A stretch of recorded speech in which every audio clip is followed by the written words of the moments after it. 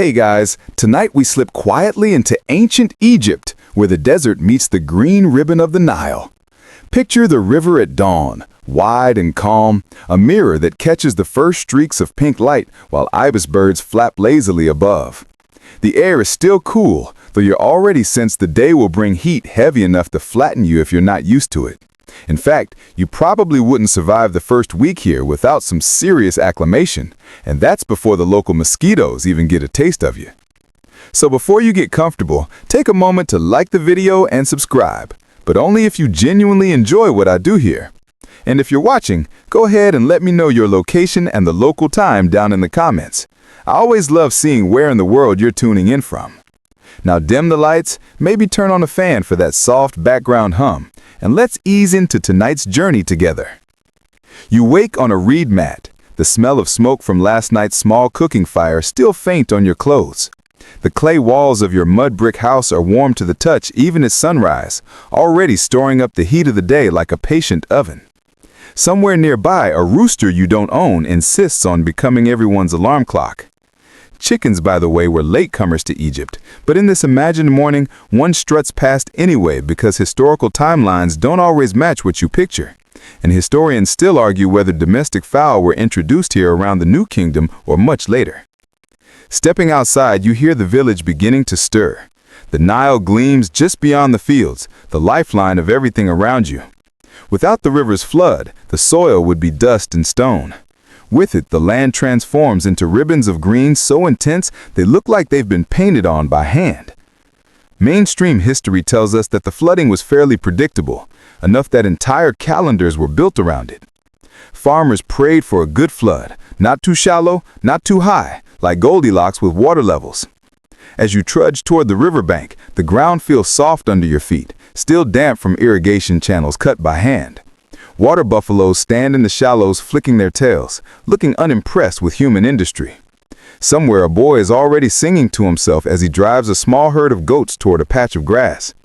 If you're squinting, the whole scene looks timeless, as though this morning could be happening 3,000 years ago, or yesterday.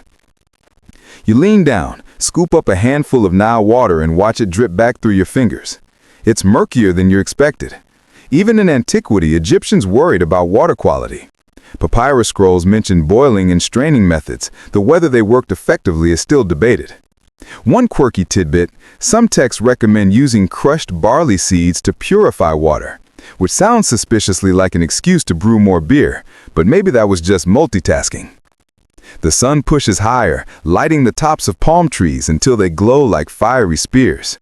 You smell bread baking already, flat loaves slapped onto hot stones. Families work together, with women and girls kneading dough while small boys stoke fires. The aroma is rich, nutty, and almost sweet.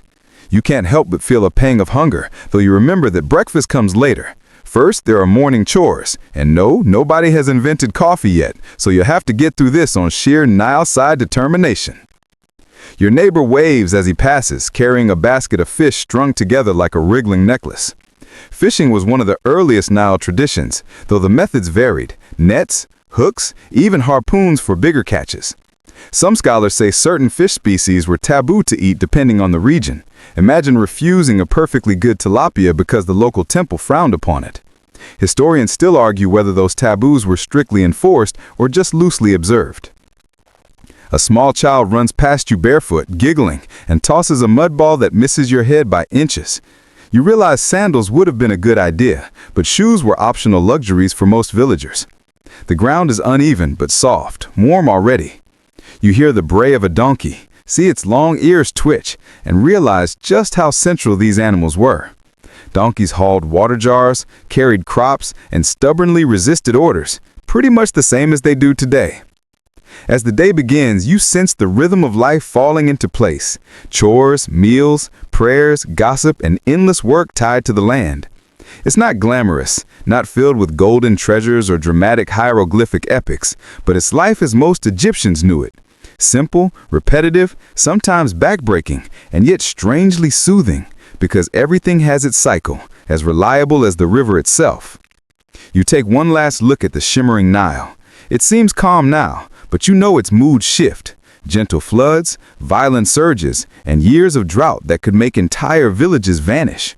For this moment, though, it's a mirror to the rising sun, whispering the start of another day that looks so ordinary and yet carries the weight of millennia in its ripples. You shuffle back from the riverbank, stomach growling a little because it's finally time for breakfast. Now, don't expect scrambled eggs, pancakes, or a cinnamon latte here. Ancient Egyptian mornings are built on bread and beer. That's it. The so-called breakfast of champions. The bread is dense, coarse, and speckled with bits of chaff and grit that have sneaked in during the grinding of grain. The stones used to crush emmer wheat leave tiny fragments behind, so when you chew, it's a little like biting into a deliciously flavored sandpaper. Archaeologists studying mummies often find worn-down teeth, ground almost flat from decades of eating this crunchy delight. On the bright side, you won't need to floss tonight. Next comes the beer. Forget the frothy, golden drink you picture from your local pub. Egyptian beer is more like a thick, sweet, porridge-ish liquid. Sometimes it's chunky enough that you'd almost need a spoon. But in a land with a blazing sun and limited clean water, this murky brew is safe, filling, and, most importantly, mildly intoxicating. Perfect for taking the edge off another day in the fields. Historians still argue whether it was nutritious enough to count as a meal on its own, or if that's just wishful thinking from ancient farmers who didn't want to cook more food. The process of brewing involves baking a batch of half-cooked bread, crumbling it into vats, mixing with water, and letting it all bubble into a tangy concoction. Some batches even have dates or honey added, making them sweeter. You take a sip, feel the faint fizz, and imagine villagers clinking clay mugs together, mumbling something like cheers, though they probably didn't use that exact word. It's a surprisingly communal moment.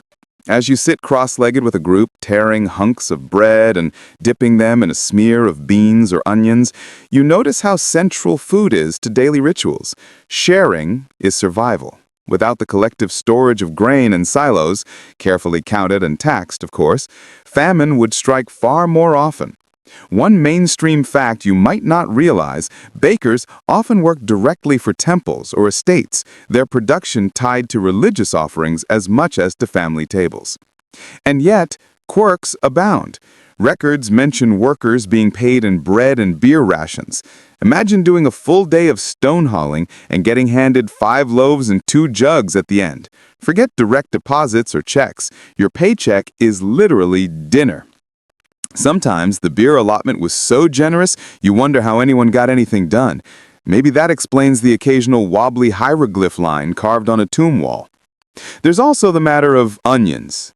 Yes, onions. Egyptians adored them, so much so that some were placed in tombs as offerings.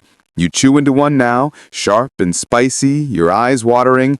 Was this breakfast or self-inflicted punishment? Hard to tell. Historians still debate whether onions had religious symbolism, possibly tied to their layered shape, or whether they were just cheap, abundant, and good at keeping away mosquitoes, or friends, depending on your breath. Children run by, their faces sticky from date syrup, laughing with mouths full of crumbs. Someone nearby tries to sing a tune while tapping a little drum, though it's too early for most people's taste. A sleepy father mutters that the beer isn't strong enough, and everyone chuckles knowingly. Humor hasn't changed much in 4,000 years. You take another bite, crunching through grit again, and think about how this humble meal has powered empires, monuments, and endless cycles of life along the Nile. It's not glamorous, but it's deeply human. Each chew ties you to thousands of years of breakfasts, the kind no one writes epic poems about, yet the kind that truly sustains a civilization. The sun climbs higher, shadows shorten, and your belly is finally full, though perhaps not comfortably so. Bread lodged in your teeth, a faint buzz from the beer, and the day stretches ahead. Time to stand, stretch, and wonder what scratchy outfit you're about to wear into this long, hot morning. Your belly is full, your head is pleasantly fuzzy from that thick beer, and now comes the moment of deciding what to wear. Spoiler, it won't be complicated. Ancient Egyptian wardrobes are not exactly bursting with options. Still, you tug at a folded length of linen and prepare yourself for the scratchy embrace of history's most practical fabric. Linen, spun from flax plants, rules every closet. Cotton and silk are still centuries away from strutting your stuff here. The threads are pale, almost white, and when freshly woven, they gleam faintly in the sun. But don't get too romantic about it. Most people's tunics are coarse, stiff, and about as comfortable as wearing a bed sheet that's been washed with gravel. Richer folk might enjoy softer, finely pleated linen that ripples elegantly when they move, while you, humble villager, wrestle with a fabric that feels like it's exfoliating your skin with every step.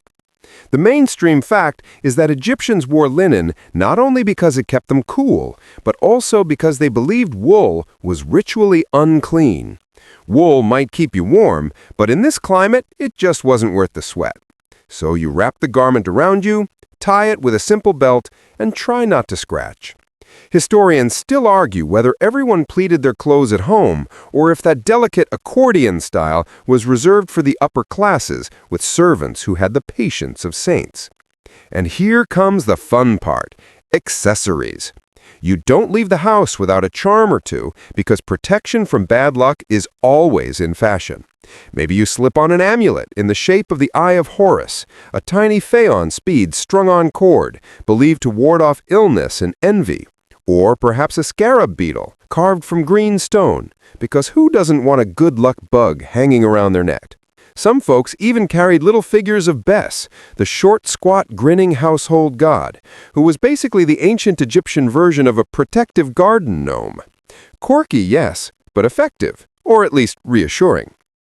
Children are smeared with protective ointments too, sometimes thick layers of oil and resins that glisten in the sunlight. One neighbor pats a squirming toddler coated like a roast chicken, muttering blessings under her breath. You've heard odd remedies about mixing crocodile dung with oil to keep away both sunburn and evil spirits. Maybe it works, maybe it just makes you unpopular at parties. Historians still argue whether crocodile dung sunscreen was widely practiced or just an outlandish recipe noted in a single medical scroll. Either way, you make a mental note to stick to shade. You glance at your reflection in a pot of water. Linen tunic, slightly uneven, amulet hanging awkwardly, hair cropped short. Hairstyles, by the way, are a big deal. Men and women often shaved their heads to escape lice and heat, then wore wigs on special occasions. These wigs could be elaborate, braided with beads, or sometimes just practical and short. You run your hand across your own sweaty scalp and decide you're grateful no one expects you to maintain glossy wig hair while herding goats. Makeup is another layer of the morning ritual, though not just for glamour. You rub a little black coal under your eyes, and instantly you feel both fabulous and shielded from the glare of the sun.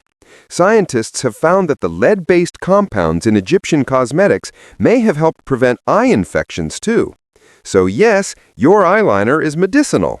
Somewhere an ancient scribe is rolling his eyes at modern beauty influencers, muttering, "He did smoky eye first." As you adjust your belt and sling a satchel over your shoulder, you realize you look remarkably similar to almost everyone else in the village. Fashion here isn't about standing out, but blending into the steady rhythm of the community. That being said, you can still imagine wealthier neighbors swanning by in pleated linen gowns, gold jewelry glittering, and perfumed cones of wax melting slowly atop their heads, releasing fragrance as they walked. Try not to stare. It's hard to look glamorous when you still got crumbs of gritty bread in your teeth. One last check. Amulet in place, eyeliner sharp, tunic only slightly itchy. You're ready. The sun has risen higher, the hum of insects fills the air, and farmers are already calling to one another across the fields. With breakfast settled and your outfit secured, it's time to head out and join the endless work waiting beneath the blazing Egyptian sky.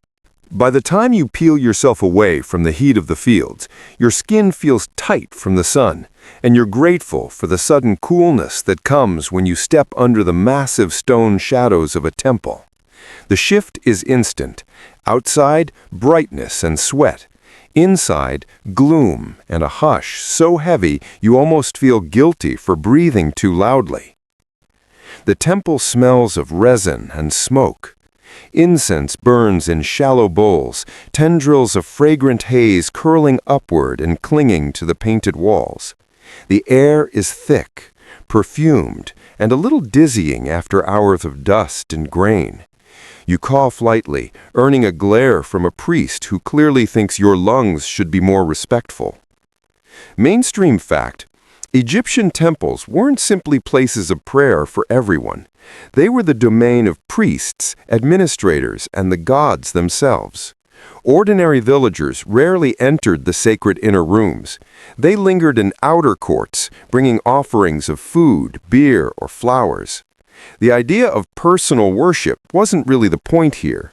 This was about cosmic order, the balance of Ma'at, and making sure the sun didn't forget to rise tomorrow. Your sandals tap against smooth flagstones, and you crane your neck upward. Columns painted in bright colors soar into shadow, carved with lotus blossoms and papyrus stalks. Imagine a forest of stone frozen mid-bloom. The paint is still vivid in places, though chipped and dulled by time. Historians still argue whether temples were repainted regularly in brilliant shades, or whether the faded colors we see now better reflect how villagers experienced them in everyday life. Priests glide past in spotless linen, shaved heads gleaming, carrying trays of bread and jars of beer to set before statues of gods. You catch a glimpse of a gilded figure, perhaps Amun or Ra or Hathor, half hidden in flickering lamplight. To the worshippers, these statues weren't symbols. They were living embodiments of the gods, housed and fed like royal guests. You wonder, only half joking, if the gods got tired of beer and bread 3 times a day. Here's a quirky tidbit. Temple rituals could involve waking up the god each morning, with priests carefully washing, dressing, and even applying makeup to the statue. Imagine starting your day by putting eyeliner on a giant falcon-headed deity.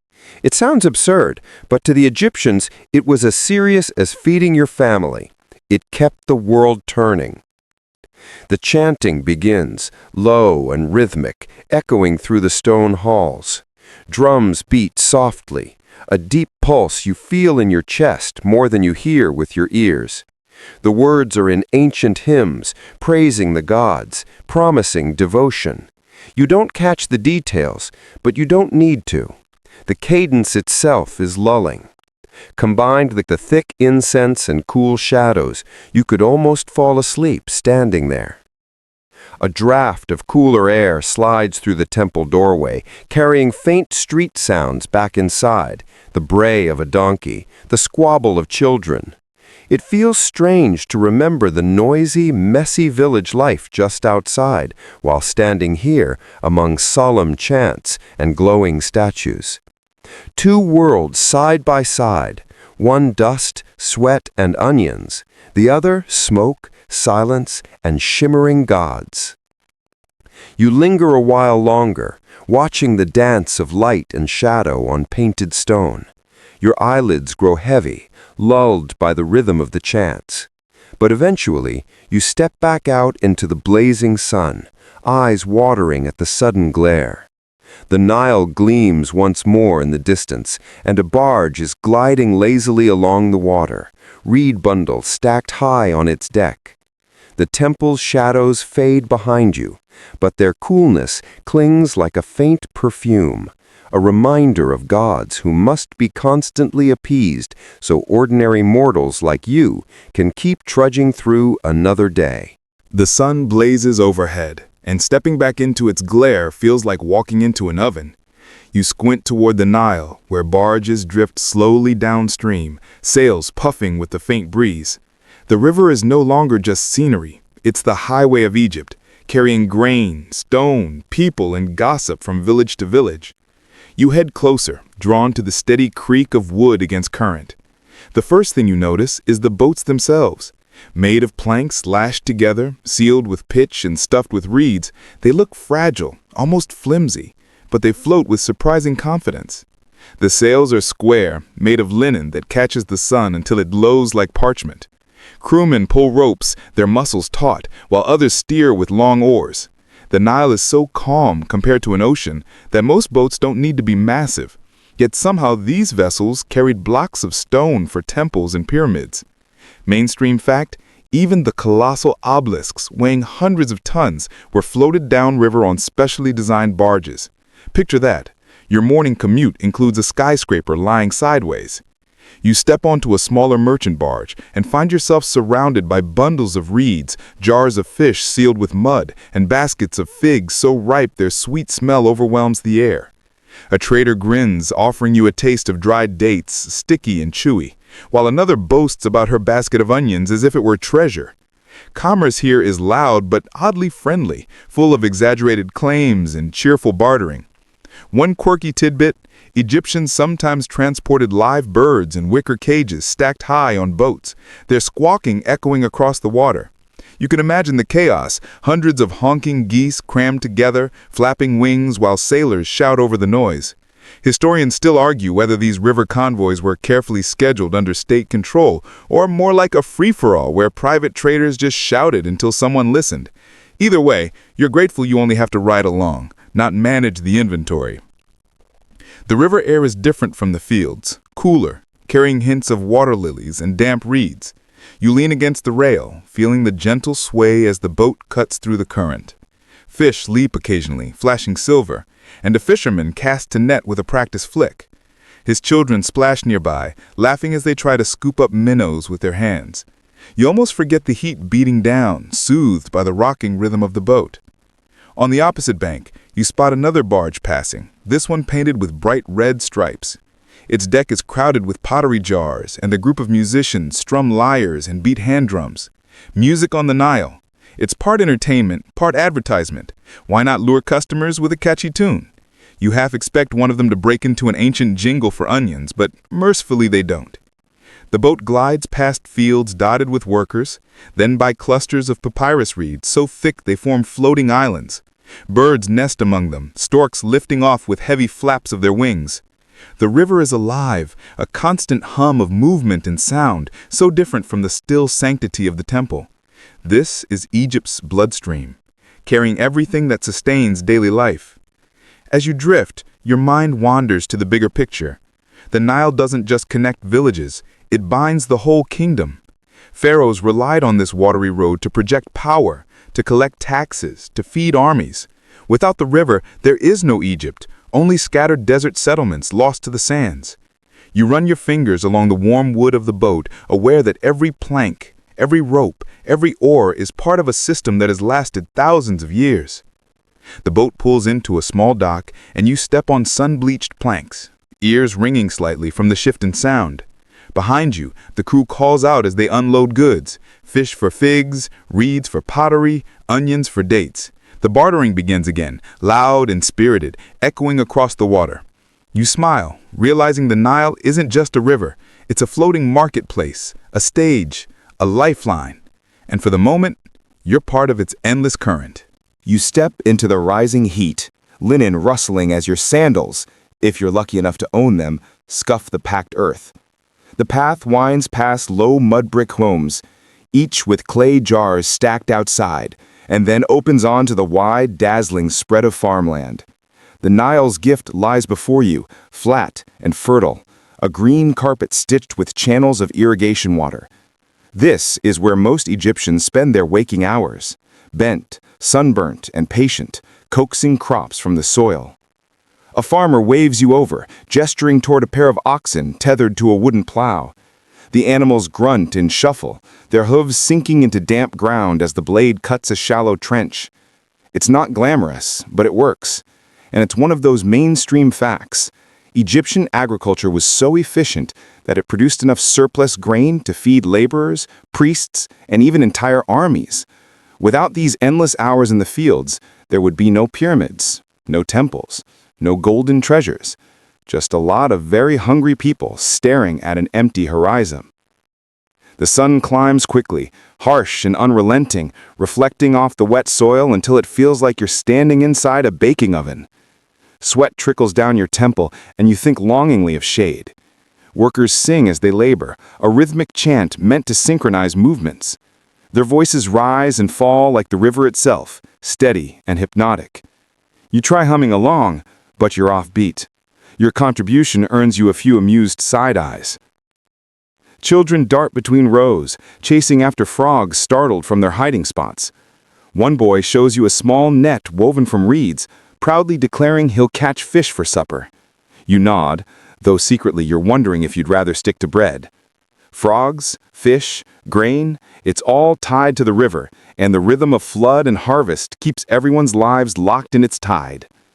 And here's a quirky tidbit. Egyptian farmers sometimes trained baboons to help harvest figs. Yes, baboons. Imagine trying to manage a troop of furry coworkers who are just as likely to eat the produce as they are to hand it over. Whether this was a widespread practice or just a weird anecdote recorded once, historians still argue. But now you can't shake the image of monkeys running a fig farm with questionable efficiency. Back in the field, the plow moves slowly, carving its furrows as men toss seed into the damp earth. Women follow, pressing the grain lightly into place with their toes, rhythmic and careful. Everyone works together because the Nile's generosity has to be seized quickly. Miss the window and you risk losing a year's food supply. A gust of hot wind blows sand across the fields, stinging your eyes. You blink furiously, eyeliner smudging, and realize just how unforgiving this environment is. Without constant irrigation and endless human labor, the desert would reclaim these green strips in a heartbeat. That's why fields are lined with dikes and channels, all maintained by hand. A farmer crouches by one now, scraping mud into place to direct the trickle of water where it's most needed. You squat beside him, trying to help, though your efforts only result in a small mudslide.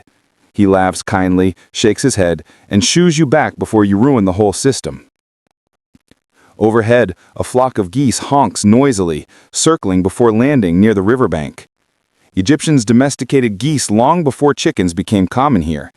Geese eggs and meat are valuable, though a bit gamey, and you realize that catching one would probably be a sport all its own. For now, the honking chorus becomes background music to the endless rustle of grain stalks in the wind. You glance at the horizon, shimmering in the distance, and think about how precarious this life must have been. 1 year of poor flooding could mean famine. Yet Egyptians managed for millennia, developing calendars, storage systems, and state granaries.